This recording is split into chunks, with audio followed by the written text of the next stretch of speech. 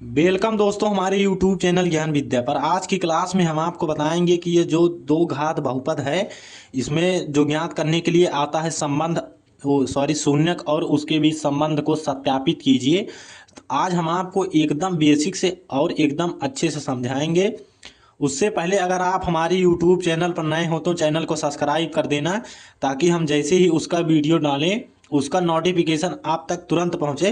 तो चलिए बिना देरी किए हुए एक बार हम पहले इसको पढ़ लेते हैं। इसमें दिया क्या गया है, इसमें दिया है कि द्विघात बहुपद के शून्यक तथा उनके बीच गुणांकों के बीच संबंध को सत्यापित कीजिए। संबंध मतलब जो हमारा जो होता है अल्फा प्लस बीटा बराबर माइनस बी अपान ए और अल्फा इंटू बीटा बराबर होता है सी अपान ए, उसी को हमें यहाँ पर सिद्ध करना है। तो हम आपको एकदम बेसिक से समझाएंगे। अगर आप इसको एक बार समझ लेते हैं तो आपको दूसरा वीडियो देखना नहीं पड़ेगा। और आप अगर इसी प्रकार का कोई भी सवाल आ जाए सत्यापित करने के लिए और लिखा रहे कि, और ये बोर्ड एग्जाम में लगभग हर बार पूछा जाता है कि संबंध संबंध बताइए शून्यकों के बीच उसका संबंध, तो ये 4 नंबर का आता है। तो अगर आप समझ लेते हैं तो आपका एकदम 4 नंबर पक्का हो जाएगा। तो चलिए बिना देरी किए हुए हम आपको समझाने का प्रयास करते हैं। तो पहले बात तो जैसे यहाँ पर क्वेश्चन लिखा गया है कि x square minus 2x minus 8। पहले तो हम अगली लाइन में इसको हम क्या करेंगे, इसको हम 0 के बराबर लिख लेंगे। यहाँ पर क्या लिखेंगे कि एक्स स्क्वायर माइनस 2, यहाँ पर माइनस 2x माइनस 8 बराबर 0, इस प्रकार लिख सकते हैं। और इसको हम समीकरण 1 मानेंगे। हम आपको एकदम स्टेप बाय स्टेप समझाते चलेंगे। अगर आप उसको एक बार समझ लेते हैं तो आपको एकदम बेहतरीन तरीके से हम समझ में आ जाएगा और आप इसी प्रकार सवाल अच्छे से कर सकते हैं। तो चलिए अब उसके बाद यहाँ पर लिखेंगे कि समीकरण 1 की तुलना करने पर, यहाँ पर हम लिखेंगे पहले कि a x square plus b x plus c से समीकरण एक की तुलना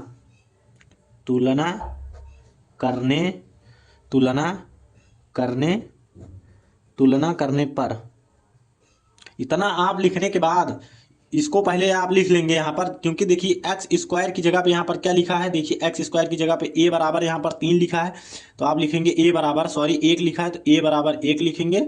उसके बाद देखिए बी बराबर हमारा क्या लिखा है, बी बराबर देखिए यहाँ पर 2 लिखा है, बी एक्स देखिए यहाँ पर 2 लिखा, लेकिन हमें माइनस का, चूंकि माइनस का चिन्ह है यहाँ पर, तो हमें माइनस चिन्ह के साथ यहाँ पर देखिए हमें लिखना पड़ेगा -2, कॉमा लगाएंगे। उसके बाद सी बराबर देखिए क्या लिखा है कि -8। उसके बाद तुलना करने के बाद आपको सबसे पहला काम इसमें जो होता है कि इसका शून्यक हमें ज्ञात, उसके बाद हमें इसका शून्यक ज्ञात करना होगा। तो पहले हम एक बार इसको लिख लेंगे, x square minus 2x minus 8 बराबर 0, इसको 0 के बराबर लिख लेंगे।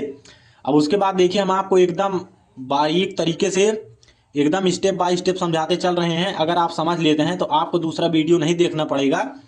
अब उसके बाद सबसे पहले यहाँ देखिए कि एक्स स्क्वायर के गुणांक में क्या लिखा है, उसके बाद लास्ट वाला चिन्ह देखिए, बस और कुछ नहीं। यहाँ देखिए एक्स स्क्वायर के गुणांक में कुछ नहीं लिखा है, तो आपको लास्ट वाली जो अंक लिखा रहता है उसको देखना है। अब यहाँ पर देखिए 8 लिखा है, इस 8 का मतलब ये है कि हमें इस 8 का ऐसा गुणनखंड करना है कि हमें गुणा करने पर 8 प्राप्त हो, परंतु यहाँ पर देखिए माइनस का चिन्ह है तो हमें माइनस करने पर 2 प्राप्त हो। तो इसके लिए हम आपको एकदम छोटी सी यहाँ पर ट्रिक बताएंगे। यहाँ पर देखिए आप लोग ऐसे वहाँ पर रफ करने के लिए मिलेगा, तो आप लोग इसका फैक्टर कर लीजिएगा।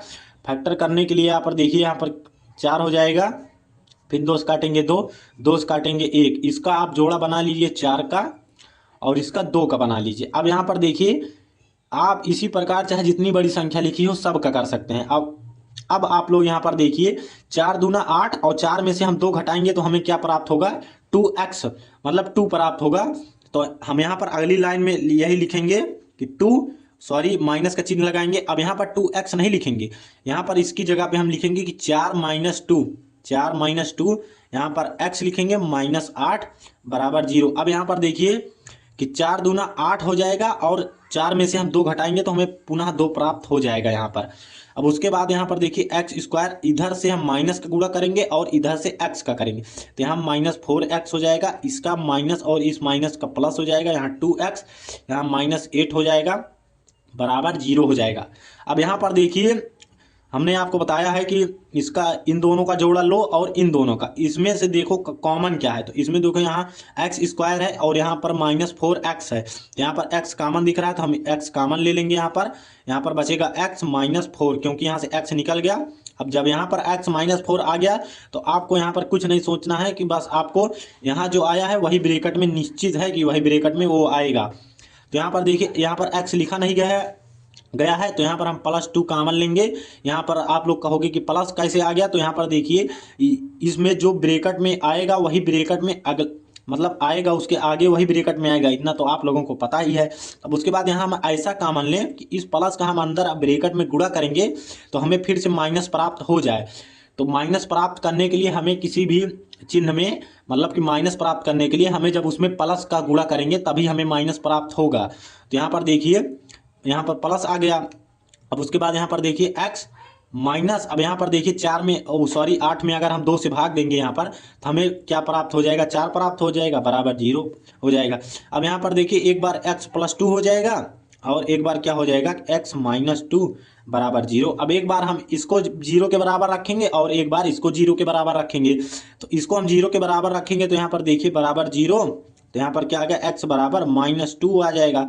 अब यहाँ पर इसको देखिए क्या हो जाएगा कि x -4 बराबर 0, तो x बराबर क्या आ गया, यहाँ पर 4 आ गया। तो हम यहाँ पर देखिए लिखेंगे यहाँ पर आप लोग एक लाइन पहले लिखना होगा यहाँ पर कि माना, यहाँ पर लिखेंगे कि माना अल्फा बराबर क्या होगा कि यहाँ पर -2 और बीटा बराबर क्या होगा 4।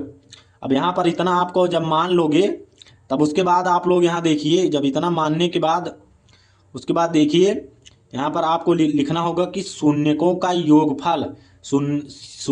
योगफल हमारा क्या होता है, मतलब वही अल्फा प्लस बीटा बराबर क्या होता है कि -b/a। तो यहाँ पर हम डायरेक्ट लिख दे रहे हैं, नहीं तो चलिए हम पूरा लिख दे रहे हैं। यहाँ पर क्या होगा, जब आप लोग इतना मान लोगे तो यहाँ पर लिखोगे कि शून्यकों का योगफल, उसके बाद शून्यकों का गुणनफल। तो यहाँ पर देखिए यहाँ पर हो जाएगा कि शून्यकों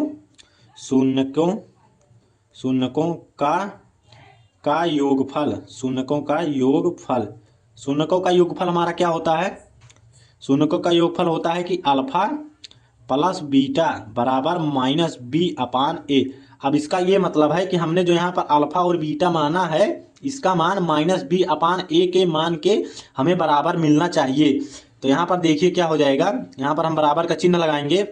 अब उसके बाद देखिए अल्फा बराबर यहाँ पर क्या हो गया कि -2 और यहाँ बीच में प्लस में है, तो बीटा बराबर देखिए क्या हमने माना है 4 माना है, बराबर का चिन्ह लगाएंगे। और अभी देखिए हमने जो यहाँ पर माना था कि यहाँ पर देखिए जो हमने तुलना कराया था, हमने पहले इसीलिए तुलना कराया था कि हमें मान रखने में दिक्कत ना हो। तो b का मान हमें देखिए -2 है, तो -2 एक माइनस ये वाला हो गया और ये एक माइनस देखिए यहाँ पर सूत्र वाला हो गया, तो माइनस माइनस क्या हो जाएगा, प्लस हो जाएगा। तो यहाँ पर देखिए इसका मान कितना है 2 हो जाएगा और इसका मान देखिए यहाँ पर बटे में a है, यहाँ पर a है तो a बराबर देखिए यहाँ पर क्या दिखा है 1 लिखा है, तो यहाँ पर हो जाएगा 1। तो पहले यहाँ पर समझ लीजिए यहाँ पर कि ये -1 तो ये वाला हो गया -2 है और एक माइनस यहाँ पर सूत्र वाला हमारा हो गया, तो वो प्लस हो जाएगा और यहाँ पर 2/1 हो जाएगा।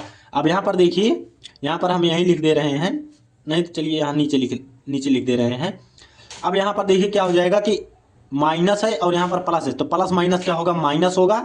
तो यहाँ पर क्या प्राप्त होगा, हमें 1 से कोई मतलब नहीं है, हर में लिखा है। तो यहाँ पर देखिए 2 बराबर 2, अब इसको आप एकदम ब्रैकेट में लिख देंगे। अब उसके बाद देखिए यहाँ पर आपको फिर लिखना होगा, हमारे में जगह थोड़ी कम है तो हम यहीं पर लिख दे रहे हैं, बाकी आप इसी प्रकार करोगे तो आपको ये 4 नंबर एकदम फुल मिलेगा, आपको कोई रोक नहीं सकता है। और उसके बाद हम एकदम बेसिक से समझा रहे हैं, अगर आप इसको समझ लोगे तो आपको दूसरा वीडियो नहीं देखना पड़ेगा और आप एकदम इसे अच्छे से समझ जाओगे। अब यहाँ पर देखिए क्या लिखना होगा, आपको लिखना होगा शून्यकों का गुणनफल।